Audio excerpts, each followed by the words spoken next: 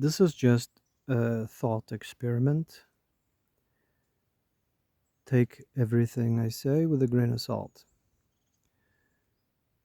I think it was around the 50s that we reached the peak of technology, and we haven't developed since because of television. Television projects illusions into your consciousness, and it captures your imagination. And it is in the imagination, right, that you come up with new things. But ever since, people started watching TV, their imagination has been captured for the most part. You know, think about it.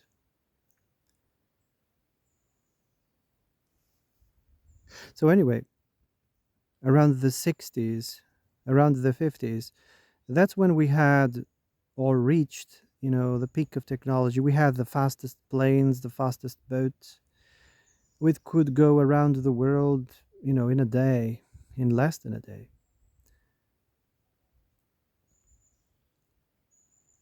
Communications. What happened during those times? Well, there was a change in administrative work, of course, with communications like that and such, fast, vehicles.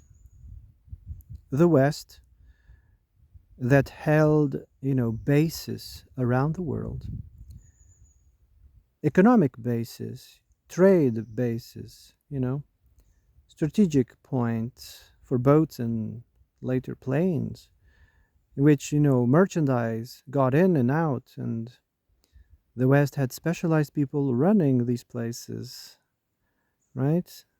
They would make sure everything was kept into schedule and everybody was happy, from the producer to the consumer to the, everybody, the employees, everybody that participated in this got paid. Everybody got happy with, and everybody was happy. If you doubt this, read Thomas Sowell, famous philosopher and economist.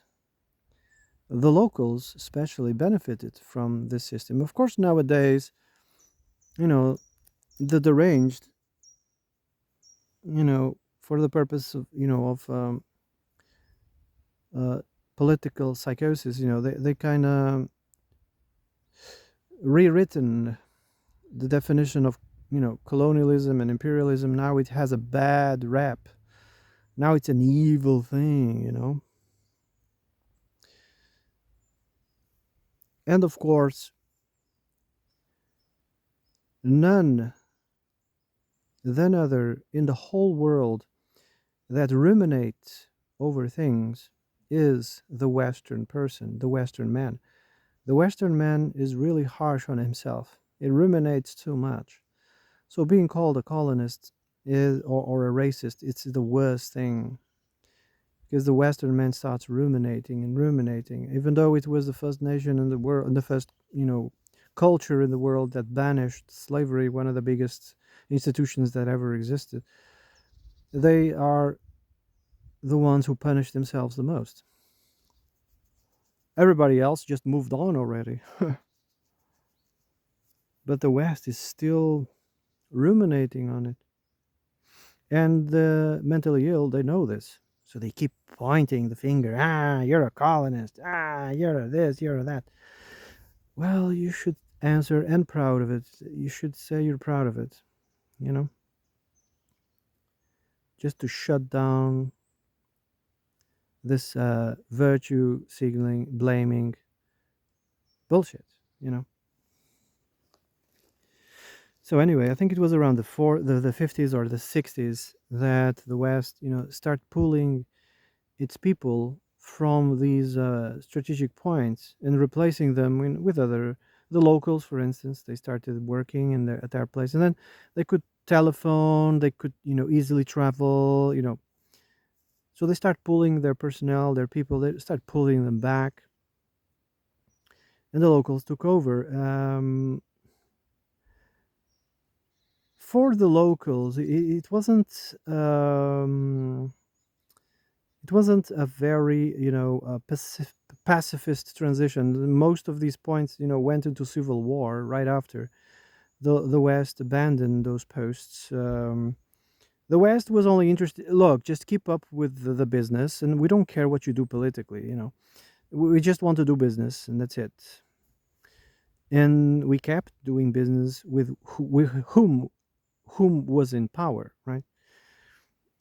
But there's a thing you have to understand, and I learned this very recently. I'm not this big philosopher. I learned this. I learn a lot from people. It was this philosopher actually from Ghana.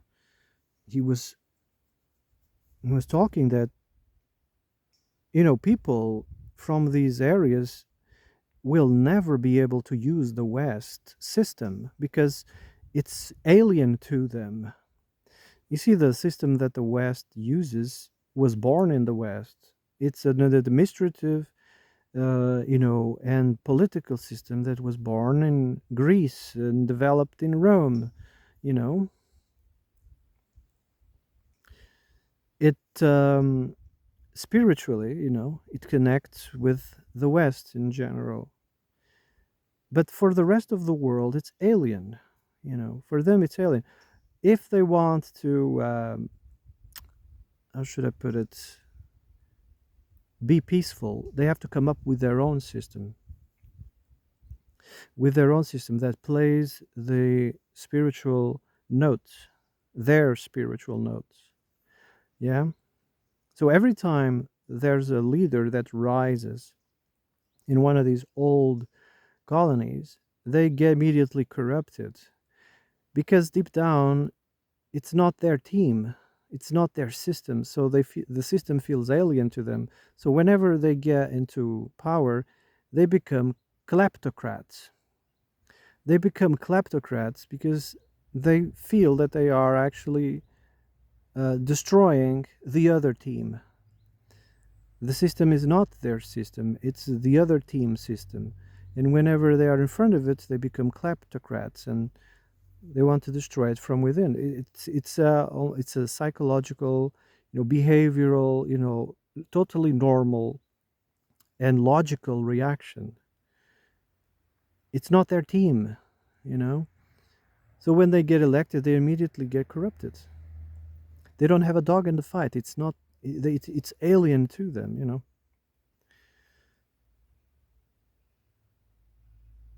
So anyway, the old continent, for instance, was at the peak of technology around the 50s, the 60s, with the help of the United States, of course, because Europe was devastated after the war. And it was around the 60s, 70s maybe, late 70s. Europe was at the peak, there was factories all over the place and the best engineering, the best, machines, the best of everything was coming out of Europe. But again, rumination, it is the kryptonite of the Europeans. They started feeling guilty about the environment. And this all started like some 30, 40 years ago with some stupid computer model that predicted the rise of the water. It was this computer model that was used as well in the pandemic. It was also a computer model. And this whole religion started forming around the environment. And the old continent started ruminating. They started ruminating that yes, they became very comfortable and successful, but at what cost? And they started seeing they were the bad guys, they were the baddies because they damaged the environment. So since the 60s, the old continent started switching from a pure capitalist society to a more socialist society. But socialism is just another step into communism. And a thing that characterizes socialism, psychologically or archetypally, is jealousy and envy. Yeah, and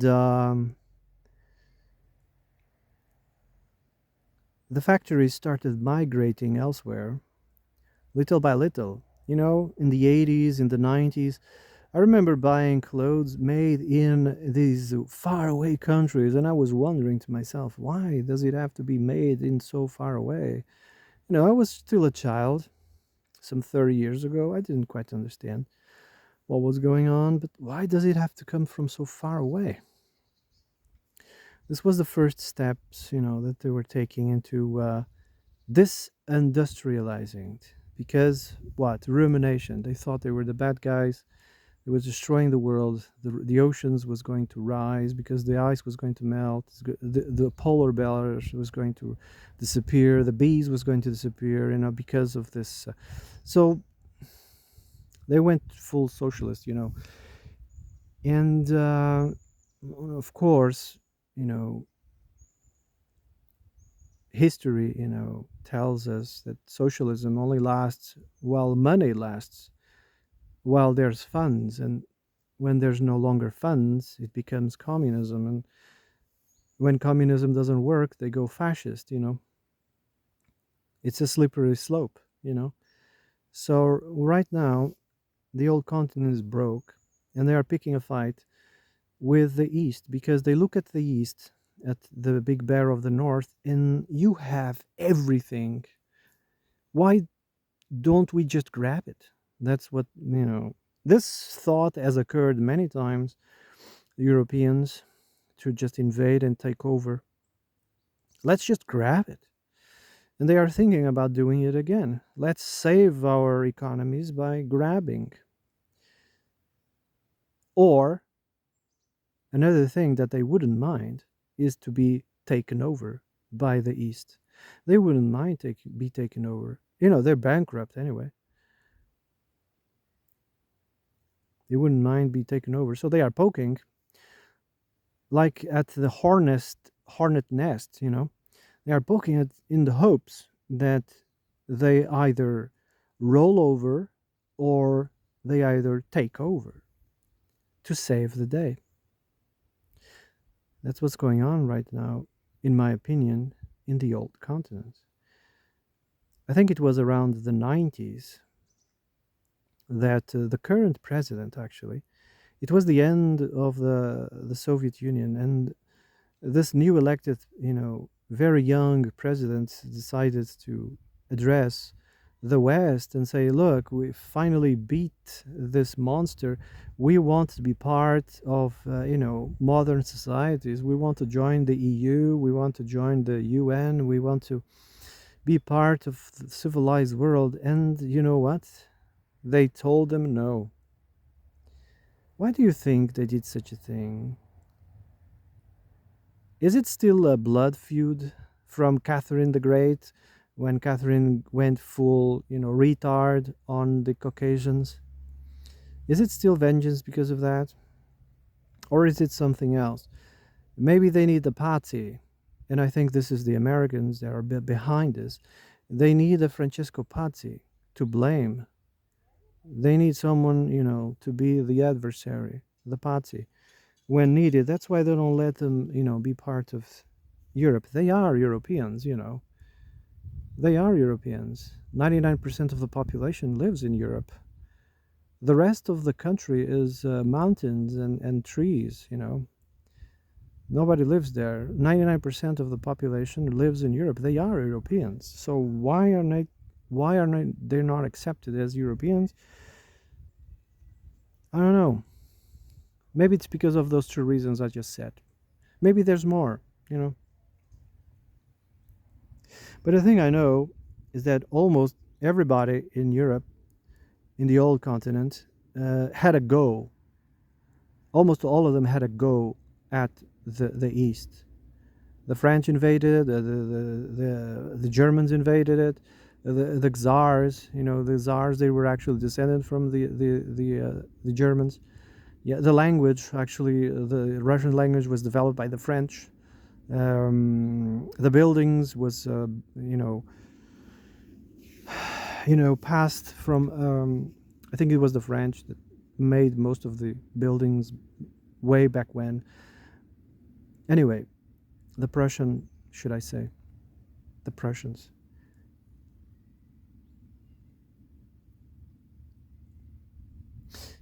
Right now, I bet there's some, sadomasochistic people out there that actually would prefer to see the Russians march all over Europe than the Middle East, because some economists say Europe is broke. Some countries they are, asking for bailouts for banks, international banks for bailouts because they don't have money to pay the retirement. So, after 40, 50 years of socialism, I mean, it's game over.